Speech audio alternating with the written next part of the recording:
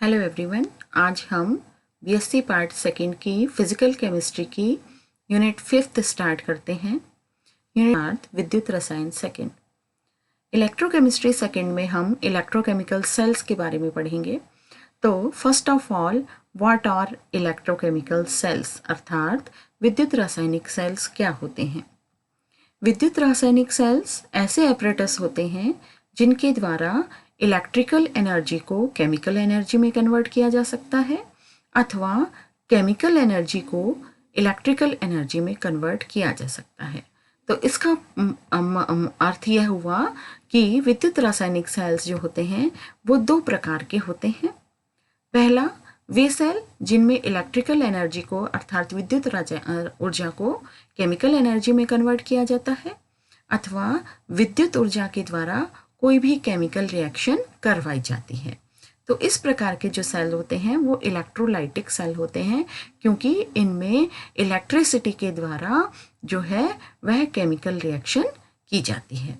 दूसरी प्रकार के वे सेल होते हैं जो कि जिनमें केमिकल एनर्जी को इलेक्ट्रिकल एनर्जी में परिवर्तित किया जाता है, अर्थात केमिकल रिएक्शंस के द्वारा इलेक्ट्रिकल एनर्जी को उत्पन्न किया जाता है, यानी विद्युत ऊर्जा को उत्पन्न किया जाता है। अतः इस प्रकार के जो सेल होते हैं उनको हम इलेक्ट्रोकेमिकल सेल्स या गैल्वेनिक सेल्स भी कहते हैं। फॉर एग्जाम्पल, ड्राई सेल्स जो कि बैटरी में जो लगे होते हैं वो ड्राई सेल्स, डेनियल सेल्स, इनके एग्जाम्पल हैं गैल्वेनिक सेल्स के।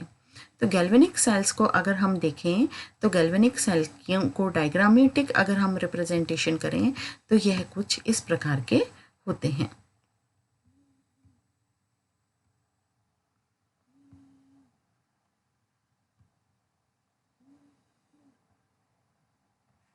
ये देखिए, यह एक प्रकार का गैल्वेनिक सेल है। इस गैल्वेनिक सेल में क्या होता है, सामान्यतया एक धात्विक चालक होता है, यानी कि मेटेलिक कंडक्टर होते हैं जिन्हें इलेक्ट्रोड कहते हैं। इनमें क्या होता है, इन गैल्वेनिक सेल में एक धात्विक चालक होता है यानी मेटेलिक कंडक्टर होता है जिन्हें हम इलेक्ट्रोड कहते हैं। ये इलेक्ट्रोड एक अथवा दो उपयुक्त विद्युत अपघट्यों में डूबे रहते हैं, यानी इलेक्ट्रोलाइट्स में डिप हुए हुए रहते हैं, डूबे हुए रहते हैं। और जब इन धात्विक इलेक्ट्रोड्स को एक धातु के तार के द्वारा यानी कॉपर वायर के द्वारा या कोई भी मेटेलिक तार के द्वारा हम जोड़ते हैं तो सर्किट में धारा प्रवाहित होने लग जाती है। For example, Daniel cell. Daniel cell की हम क्रियाविधि पढ़ें तो डेनियल सेल में क्या होता है, यह एक सिंपल गैल्वेनिक सेल है। डेनियल सेल एक सिंपल गैल्वेनिक सेल है। इसका उपयोग हम जनरली लैबोरेटरीज में करते हैं। इसमें जिंक और कॉपर की छड़ होती हैं। इसमें जिंक और कॉपर की रॉड्स होती हैं। ये देखिए, जिंक की रॉड्स और कॉपर की रॉड्स। ये कॉपर की रॉड है और दूसरी जिंक की रॉड है। तो इसमें जिंक एवं कॉपर की छड़ होती हैं जो कि इलेक्ट्रोड्स के रूप में बिहेव करती हैं। कॉपर की रॉड जो होती है वो कॉपर सल्फेट के सॉल्यूशन में डूबी हुई रहती है, तथा जो जिंक की रॉड है वो जिंक सल्फेट के सॉल्यूशन में डिप हुई हुई रहती है, यानी डूबी हुई रहती है। तो ये इलेक्ट्रोड जो हैं, यह जिंक रॉड जो है, जिंक इलेक्ट्रोड जिंक सल्फेट के विलेन में और कॉपर रॉड कॉपर सल्फेट के विलेन में डूबे हुए रहते हैं। और इन दोनों को एक पोरस पॉट की सहायता से पृथक किया जाता है। सरंध्र जो है, ये सरंध्र पात्र के द्वारा इन दोनों को हम पृथक करते हैं। ये देखिए, यहाँ जिंक का जो इलेक्ट्रोड है वो जिंक सल्फेट के विलेन में डूबा हुआ है और इसको एक सरंध्र पात्र में यानी पोरस पॉट में रखा हुआ है। और इस पोरस पॉट को हम ऐसे दूसरे बर्तन में रखते हैं जिसमें कि कॉपर इलेक्ट्रोड जो है वो कॉपर सल्फेट के विलेन में डूबा हुआ रहता है। यानी कि कॉपर सल्फेट का विलेन और जिंक सल्फेट का विलेन आपस में डायरेक्टली कांटेक्ट में नहीं रहते हैं, प्रत्यक्ष संपर्क में ना रहकर अप्रत्यक्ष इनडायरेक्टली कांटेक्ट में रहते हैं। तो इस प्रकार की व्यवस्था जो पोरस पोर्ट वाली व्यवस्था है उसे हम सॉल्ट ब्रिज भी कहते हैं, अर्थात कॉपर का इलेक्ट्रोड और जिंक का इलेक्ट्रोड जो है वो दोनों एक अलग अलग इलेक्ट्रोलाइट के सॉल्यूशन में डिप रहते हैं।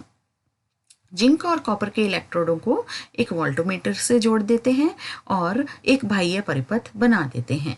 हमने क्या किया, जिंक और कॉपर का जो इलेक्ट्रोड है इन दोनों को हमने एक जो है वोल्टमीटर, वी यानी वोल्टमीटर से जोड़ देते हैं और इस प्रकार से एक जो है बाह्य परिपथ बन जाता है। अब चूंकि जिंक की भी क्या होती है, जिंक मेटल है, जिंक एक धातु है, तो धातु की क्या प्रवृत्ति होती है, इलेक्ट्रॉन लूज करने की प्रवृत्ति होती है, यानी इलेक्ट्रॉन त्यागने की प्रवृत्ति होती है। और कॉपर भी एक धातु है, कॉपर की भी इलेक्ट्रॉन त्यागने की प्रवृत्ति होती है। परंतु जिंक की इलेक्ट्रॉन त्यागने की प्रवृत्ति, इलेक्ट्रॉन लूज करने की जो नेचर है वो कॉपर की तुलना में ज़्यादा होती है। इसलिए जिंक रॉड पर ये जो मुक्त हुए हुए इलेक्ट्रोड हैं यानी त्यागे हुए इलेक्ट्रॉन हैं वह जिंक रॉड पर ज़्यादा मात्रा में उपस्थित होते हैं, जबकि कॉपर की रॉड पर त्यागे हुए इलेक्ट्रॉन कम मात्रा में उपस्थित होते हैं। अतः जब हम इनको वोल्टमीटर से जब जोड़ देते हैं इन दोनों इलेक्ट्रोडों को एक वायर के द्वारा, मेटेलिक वायर के द्वारा जब हम जोड़ देते हैं, बाह्य परिपथ बना देते हैं, तो क्या होता है, क्योंकि जिंक की इलेक्ट्रॉन त्यागने की प्रवृत्ति कॉपर की तुलना में ज़्यादा होती है, इसलिए जिंक इलेक्ट्रोड पर ज़्यादा इलेक्ट्रॉनों की उपस्थिति होती है। इसलिए जैसे ही हम इसे कॉपर इलेक्ट्रोड के साथ वायर से जोड़ देते हैं और वोल्टमीटर से जोड़ देते हैं, तो जो इलेक्ट्रॉन हैं जो कि जिंक रॉड पर ज़्यादा मात्रा में उपस्थित थे, उन इलेक्ट्रॉन का फ्लो यानी परिवहन जिंक से कॉपर रॉड की तरफ हो जाता है। ठीक है, तो जिंक से कॉपर रॉड की तरफ जो है वो इलेक्ट्रॉन का फ्लो होता है, और चूंकि इलेक्ट्रॉन के फ्लो के विरुद्ध क्या होता है, विद्युत धारा बहती है, अतः करंट यानी विद्युत धारा कॉपर से जिंक की ओर बहने लगती है, जैसे ही हम इन दोनों मेटल्स के मतलब इलेक्ट्रोड्स को आपस में एक वायर के द्वारा जोड़ देते हैं। ठीक है, और इस प्रकार से वोल्टमीटर में डिफ्लेक्शन होने लगता है। अब आती है इसकी क्रियाविधि, इस डेनियल सेल की क्रियाविधि कि इस डेनियल सेल को की क्या मैकेनिज्म होती है। प्रत्येक धातु व हाइड्रोजन का यह गुण होता है कि जब उन्हें हम जल अथवा उनके आयनों के सॉल्यूशन में डुबोते हैं तो ये इलेक्ट्रॉन त्याग देते हैं और पॉजिटिव आयन यानी कैटायन बना देते हैं और इनमें इक्विलिब्रियम एस्टेब्लिश हो जाता है। डेनियल सेल में जिंक मेटल जिंक आयन के रूप में यानी जिंक +2 के रूप में और कॉपर मेटल कॉपर +2 के संपर्क में रहते हैं। अतः इनमें कौन सा साम्य उपस्थित स्थापित हो जाता है, zinc will be in equilibrium with zinc 2+ ion +2 electron, यानी जिंक जो है यह जिंक मेटल जिंक आयन के साथ जो है यह साम्य में उपस्थित रहता है, और कॉपर इलेक्ट्रोड का भी कॉपर जो है कॉपर मेटल यह कॉपर +2 आयन के साथ जो है यह साम्य में उपस्थित रहता है। अब धातुओं द्वारा मुक्त इलेक्ट्रॉन इलेक्ट्रोडों पर उपस्थित होते हैं। ये धातु जो इलेक्ट्रॉन मुक्त कर रहे हैं, यह इलेक्ट्रॉन कहाँ उपस्थित हैं, यह इनके इलेक्ट्रोडों पर उपस्थित होते हैं। और इन धातुओं में जिंक के इलेक्ट्रॉन मुक्त करने की प्रवृत्ति कॉपर की अपेक्षा अधिक होती है। अतः जिंक इलेक्ट्रोड पर कॉपर इलेक्ट्रोड की तुलना में जो है वह इलेक्ट्रॉन लूज करने की प्रवृत्ति ज़्यादा होती है। ठीक है, तो हम क्या कहते हैं, हम ये कह रहे हैं कि जो जिंक धातु है उसकी इलेक्ट्रॉन मुक्त यानी इलेक्ट्रॉन लूज करने की प्रवृत्ति नेचर कॉपर की अपेक्षा ज़्यादा होती है। अतः जिंक इलेक्ट्रोड पर कॉपर इलेक्ट्रोड की अपेक्षा अधिक इलेक्ट्रॉन होते हैं, और दोनों इलेक्ट्रोडों को जब हम बाह्य परिपथ यानी बाहर के सर्किट इलेक्ट्रिकल सर्किट के द्वारा जोड़ देते हैं यानी किसी मेटेलिक वायर से जोड़ देते हैं, तो इलेक्ट्रॉन जिंक से कॉपर की ओर प्रवाहित होने लगते हैं। और जो विद्युत धारा की जो रूल है उसके अकॉर्डिंग जब इलेक्ट्रॉन जिंक से कॉपर की ओर प्रवाहित होते हैं तो धारा उससे अपोजिटली यानी कॉपर से जिंक की ओर प्रवाहित होने लगती है। और धारा जब प्रवाहित होती है तो इलेक्ट्रोडों पर जो रिएक्शंस है वो कुछ इस प्रकार से संपन्न होती है।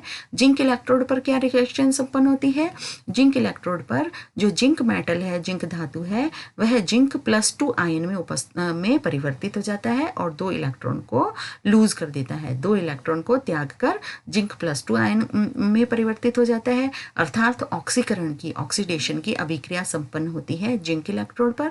और कॉपर इलेक्ट्रोड पर क्या होता है, कॉपर इलेक्ट्रोड पर कॉपर प्लस 2 आयन जो है वो copper plus 2 ion copper electrode पर उपस्थित 2 इलेक्ट्रॉनों को लेकर कॉपर मेटल में चेंज हो जाते हैं।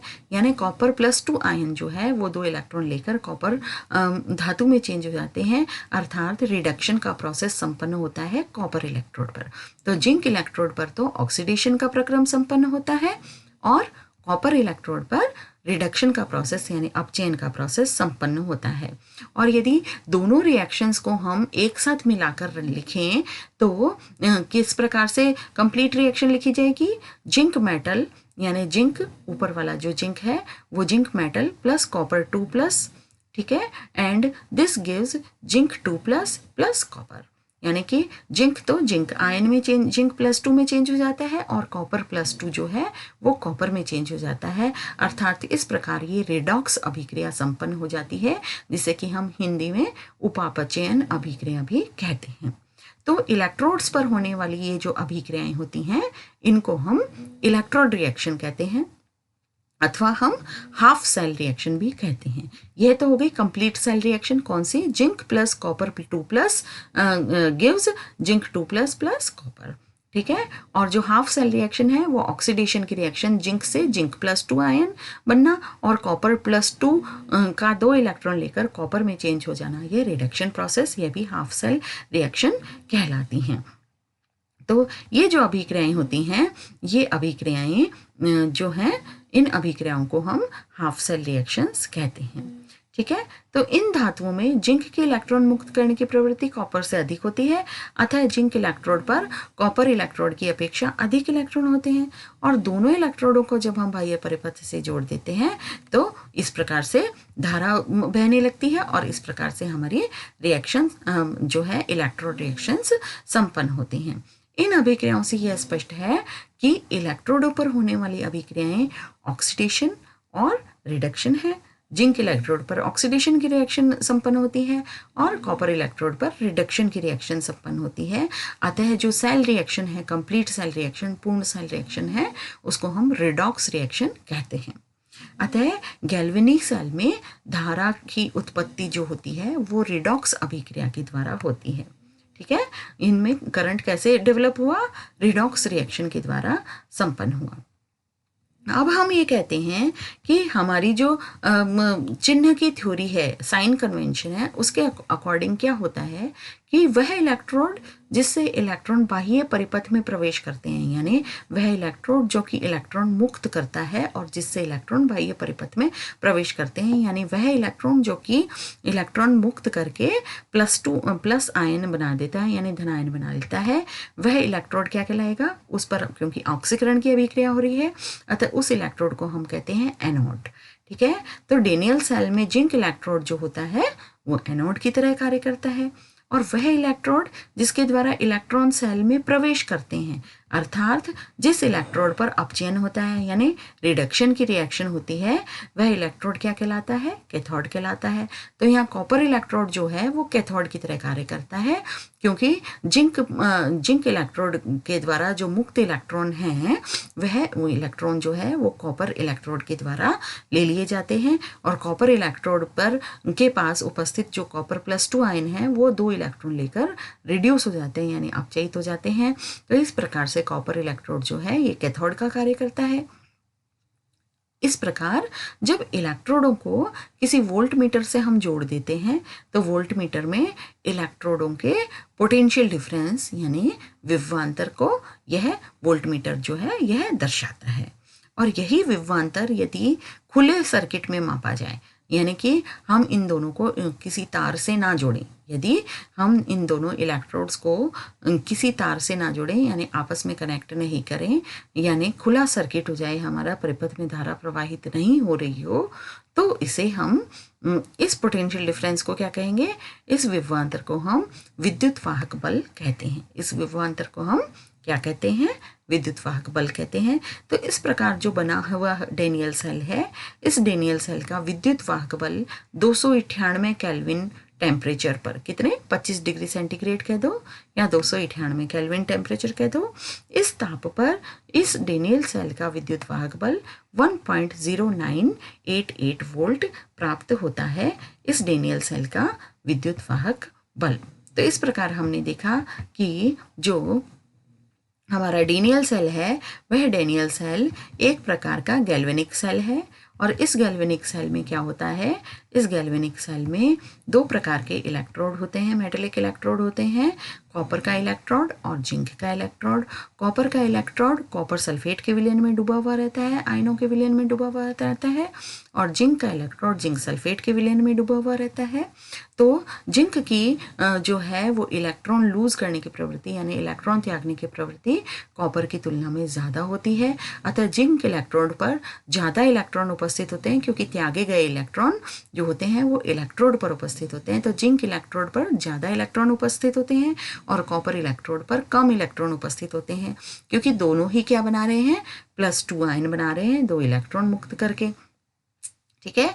और जब हम इन दोनों जिंक इलेक्ट्रोड और कॉपर इलेक्ट्रोड को एक वोल्ट मीटर के साथ एक मेटेलिक वायर के द्वारा जोड़ देते हैं तो जो इलेक्ट्रॉन जो हैं जो कि जिंक इलेक्ट्रोड पर ज़्यादा मात्रा में उपस्थित हैं वो इलेक्ट्रॉन जिंक इलेक्ट्रोड से निकलकर कॉपर इलेक्ट्रोड पर आ जाते हैं। तो इस प्रकार से इलेक्ट्रॉन का प्रवाह जिंक इलेक्ट्रोड से कॉपर इलेक्ट्रोड पर हो जाता है। और जबकि अंदर का जो परिपथ है, अंदर के परिपथ में और वोल्टमीटर डिफ्लेक्शन दर्शाता है यानी वोल्टमीटर में विक्षेप आता है। और जबकि अंदर के परिपथ में जो करंट है वो करंट किस प्रकार से फ्लो होता है, क्योंकि विद्युत धारा हमेशा इलेक्ट्रॉन के प्रवाह के विपरीत दिशा में बहती है, अतः विद्युत धारा का प्रवाह कॉपर से जिंक की तरफ होता है। तो इस प्रकार से ये जो कॉपर सल्फेट और जिंक सल्फेट के जो विलयन हैं ये आपस में डायरेक्ट कांटेक्ट में नहीं रहते हैं, क्योंकि जिंक इलेक्ट्रोड को जो जिंक सल्फेट के विलयन में हम रहती हैं वह एक पोरस पोर्ट में हम इसको लेते हैं यानी सरंध्र पात्र में लेके रखते हैं, जिससे कि इनका डायरेक्ट कांटेक्ट नहीं रहता है। तो इस प्रकार से ये डेनियल सेल जो होता है ये एस्टेब्लिश होता है और जिंक इलेक्ट्रोड पर ऑक्सीडेशन का प्रक्रम संपन्न होता है, अतः जिंक इलेक्ट्रोड एनोड का कार्य करता है। तो जिंक इलेक्ट्रोड पर जो है जो हाफ सेल होता है जिंक और जिंक आयन का इलेक्ट्रोड का हाफ सेल में जिंक एनोड की तरह कार्य करता है, क्योंकि जिंक जो है जिंक मेटल वह 2 इलेक्ट्रॉन त्याग कर जिंक +2 आयन में चेंज हो जाता है। जबकि कॉपर जो होता है कॉपर इलेक्ट्रोड, क्योंकि इसके इलेक्ट्रॉन त्यागने की प्रवृत्ति जिंक की तुलना में कम होती है, अतः कॉपर इलेक्ट्रोड 2 इलेक्ट्रॉन को कॉपर आयन जो है कॉपर इलेक्ट्रोड के पास में उपस्थित जो सॉल्यूशन है कॉपर आयन जो है यह कॉपर आयन इस कॉपर इलेक्ट्रोड से 2 इलेक्ट्रॉन को लेकर न्यूट्रल कॉपर एटम में चेंज हो जाते हैं, यानी कि न्यूट्रल मेटल कॉपर बना देता है। तो इस प्रकार से कॉपर इलेक्ट्रोड पर तो अपचयन की अभिक्रिया होती है, अतः कॉपर इलेक्ट्रोड को हम कैथोड कहते हैं। तो इस प्रकार से हमने सबसे पहला जो सेल है वो डेनियल गैल्वेनिक सेल का फर्स्ट सेल का एग्जाम्पल जो है वो डेनियल सेल के रूप में पढ़ा। तो इस प्रकार से आज का हमारा लेक्चर यहीं समाप्त होता है। धन्यवाद।